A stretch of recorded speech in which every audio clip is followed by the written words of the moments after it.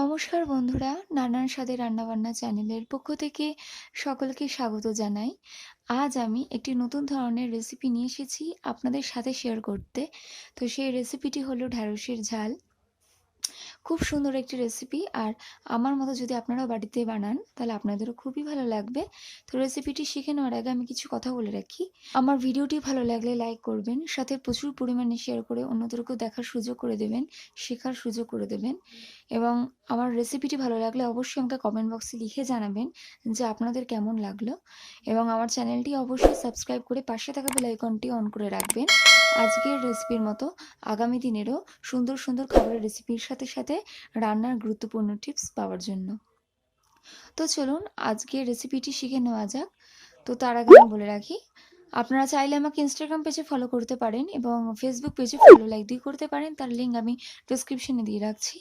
তো আজকের এই রেসিপিটি তৈরি করতে গেলে যে যে উপকরণগুলি লাগবে সেগুলি আমরা একটু জেনে নেব। আমি ঢ্যাঁড়স লম্বা লম্বা সাইজে কেটে নিয়েছি এবং মাঝখান দিয়ে কিন্তু একটু চিড়ে নিয়েছি যাতে মশলাগুলো ভেতরে ঢোকে। ঠিক এরকম হবে সাইজটা। দেখুন মাঝখান দিয়ে আমি চিড়ে নিয়েছি অলরেডি, যাতে মশলাগুলো ভেতরে ঢুকতে পারে এবং সেদ্ধ কিন্তু তাড়াতাড়ি হবে।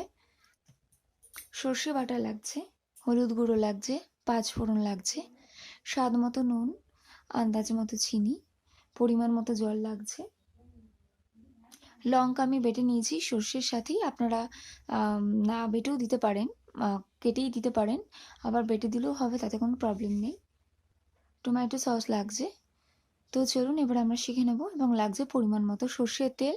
তো প্রথমে আমরা গ্যাসটা অন করে নেব, 2 পল্লা সর্ষের তেল দেবো।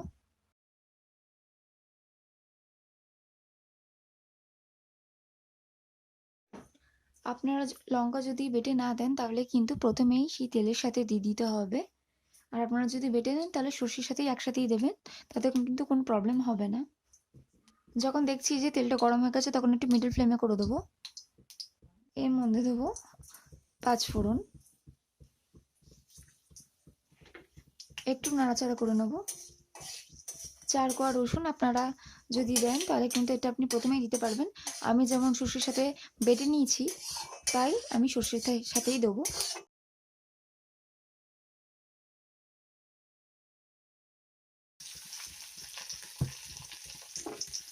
একটু নাড়াচাড়া করে নেব।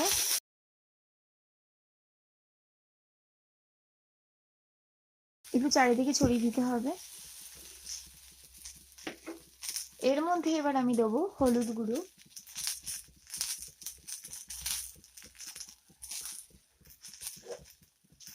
আপনারা নুন আপনাদের পরিমাণ মতো দেবেন, যারা নুন কম খান তারা তাদের মতো দেবেন।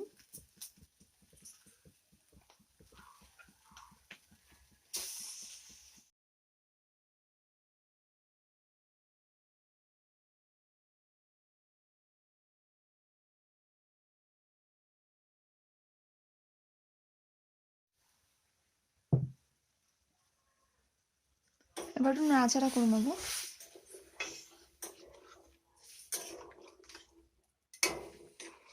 কেমন লাগলো অবশ্যই আমাকে কমেন্ট বক্সে লিখে জানাবেন, এবং আমার ভিডিওটি ভালো লাগলে লাইক করবেন, সাথে প্রচুর পরিমাণে শেয়ার করে অন্যদেরকেও দেখার সুযোগ করে দেবেন, এবং অবশ্যই আমার চ্যানেলটি সাবস্ক্রাইব করে পাশে থাকা বেল আইকনটি অন করে রাখবেন আজকের রেসিপির মতো আগামী দিনেরও সুন্দর সুন্দর রেসিপি পাওয়ার জন্য। তো আজ এ পর্যন্তই, আবার দেখা হবে নতুন কোনো রেসিপি নিয়ে। ভালো থাকবেন, সুস্থ থাকবেন এবং পরিবারের সকলকে সুস্থ রাখবেন।